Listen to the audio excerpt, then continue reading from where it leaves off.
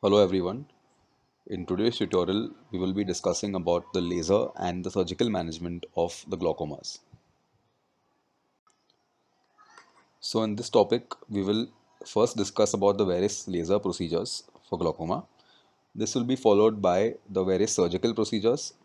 These include trabeculotomy, goniotomy, penetrating filtration surgeries such as trabeculectomy, then non-penetrating filtering surgeries, cyclodestructive procedures, and lastly, artificial drainage implants.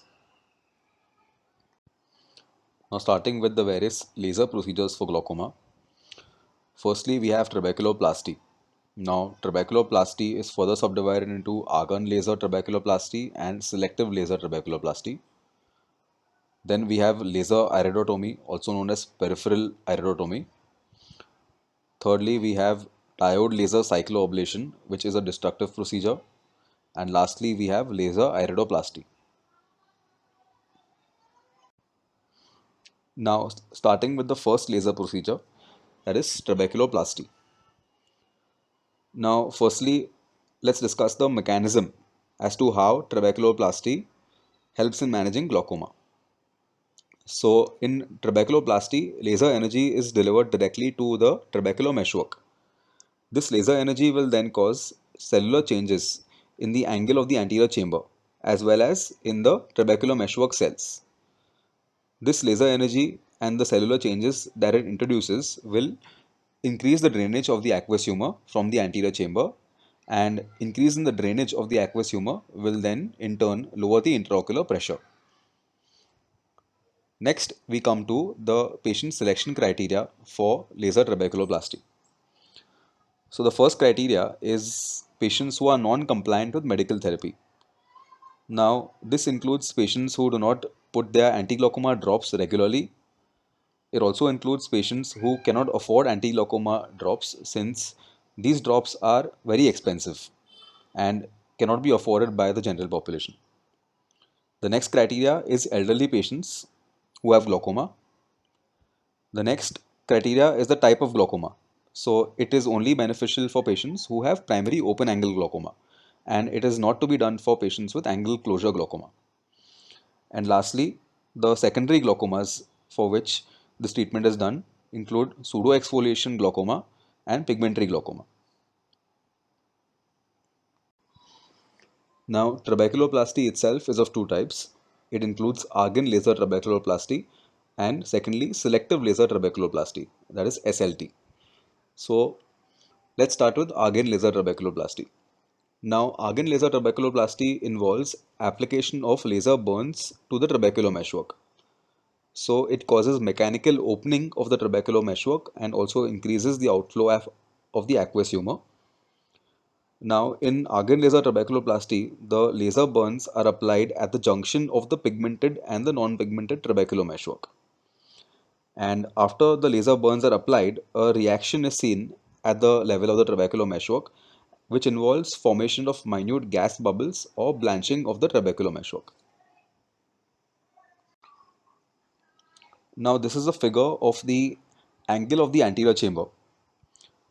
As you can see in this figure, the brown colored area which is shown is the trabecular meshwork. And this shows the trabecular meshwork after the argon laser trabeculoplasty procedure has been done. In the section B and in the section C, you can see two small gas bubbles which are formed. And these gas bubbles are formed after the laser energy has been delivered to the trabecular meshwork. And lastly, as you can see in section D, an opening has been created and which allows the aqueous humor to drain and lower the IOP. Now coming to the complications of argon laser trabeculoplasty. So firstly, we can have peripheral anterior synechiae. Then we can have small hemorrhages which are formed in the angle of the anterior chamber. There can be cases in which there is elevation of intraocular pressure. We can also have uveitis. It can have an adverse effect on subsequent filtration surgeries for treatment of glaucoma, and the success rate in managing primary open angle glaucoma is 75 to 80%. So this procedure of Argand laser trabeculoplasty is delivered using a slit lamp based laser delivery system. As you can see in the image at the bottom, the slit lamp is attached to a laser delivery system. Coming to the next subtype of trabeculoplasty, that is selective laser trabeculoplasty or SLT. Now, selective laser trabeculoplasty differs from Argand laser trabeculoplasty in a few points. The most important is that in this procedure, ND-YAG laser is used to deliver the laser energy. Secondly, selective laser trabeculoplasty will only target the pigmented cells in the trabecular meshwork. It will not do any damage to the non-pigmented cells in the trabecular meshwork. And lastly, the advantage that selective laser trabeculoplasty has over Argand laser trabeculoplasty is that since it is not causing any burns, so the treatment can be repeated again in the same area in which it has previously been lasered. Now coming to the next laser procedure, that is peripheral iridotomy. Now iridotomy involves creating a full thickness hole in the peripheral part of the iris. Iridotomy is used mainly in the management of primary angle closure glaucoma and also in the management of secondary angle closure glaucoma. And this procedure relieves or alleviates the pupillary block which is formed in angle closure glaucoma. Now we discuss about the indications of peripheral iridotomy. So firstly, it is used for the management of primary angle closure glaucoma. Secondly, to treat a fellow eye of a patient with acute angle closure glaucoma. Thirdly, in cases who have narrow occludable angles.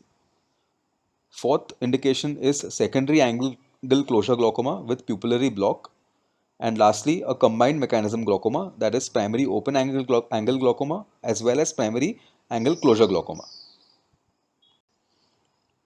Now this is an anterior segment image of a patient who has undergone the peripheral iridotomy laser procedure. As you can see in the peripheral part of the iris, there is a small hole which has been created with the help of the laser. Now the complications of laser peripheral iridotomy. Firstly, we can have bleeding due to trauma to any of the blood vessels. Secondly, we can have iritis or inflammation of the iris. Third, we have glare and diplopia. And lastly, we have corneal burns. So we'll now move on to the surgical management of glaucoma. Now in this tutorial, we will be only discussing these three procedures in detail. That is goniotomy, trabeculotomy and trabeculectomy. The first surgical procedure we will be discussing is goniotomy. Now, goniotomy is a surgical procedure which is done mainly for congenital glaucoma. So, in goniotomy, a specially constructed knife, such as the Barkan's goniotomy knife, is used, and this is introduced at the limbus. It is then swept around the angle of the anterior chamber in the opposite segment of the eye, and this procedure is done under gonioscopic observation. So, the mechanism is that it incises the obstructing trabecular meshwork and it establishes a direct conduit between the anterior chamber and the Schlemm's canal. Now this is a figure which illustrates the procedure of goniotomy. As you can see in this figure, the special goniotomy knife or the Barkan's knife is used and it is introduced at the limbus. This knife then sweeps the angle in the opposite direction and it directly incises the trabecular meshwork and helps in establishing a pathway or a conduit between the anterior chamber and the Schlemm's canal. Now we come to the next surgical procedure, that is trabeculotomy. This is also a procedure which is used for management of congenital glaucoma.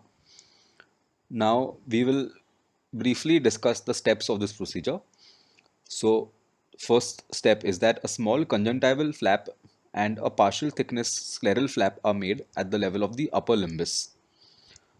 After making the scleral flap, the sclera is dissected, and once the scleral dissection is done, the Schlemm's canal is localized and it is then exposed with a vertical incision. After this, a instrument known as a trabeculotome is passed directly into the Schlemm's canal.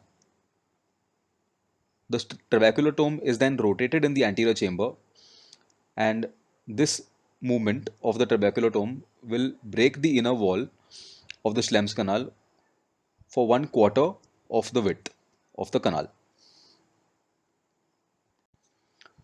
This is a figure which illustrates the procedure of trabeculotomy. Now in this figure you can see a conjunctival flap has been made. This has been followed by a second flap, which is the scleral flap. The scleral flap is rectangular in shape. After the scleral flap has been dissected, the opening is then made in the Schlemm's canal after it has been exposed. Into this opening, the trabeculotome is passed directly from the Schlemm's canal into the anterior chamber. It is known as a Harm's trabeculotome. This trabeculotome is then rotated in the anterior chamber in order to break the inner wall over 1/4 of the Schlemm's canal.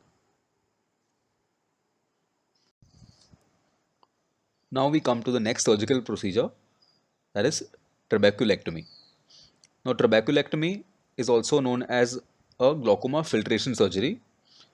So trabeculectomy will lower the intraocular pressure by creating a fistula or an opening, and this procedure will allow drainage of the aqueous humor from the anterior chamber to the subtenon space. We will now be discussing about the surgical technique of trabeculectomy in very short. So firstly, a limbal based or a fornix based flap of conjunctiva and Tenon's capsule is made. After the conjunctival flap has been made, a partial thickness scleral flap is then made. After the creation of a scleral flap, the anterior chamber is then entered.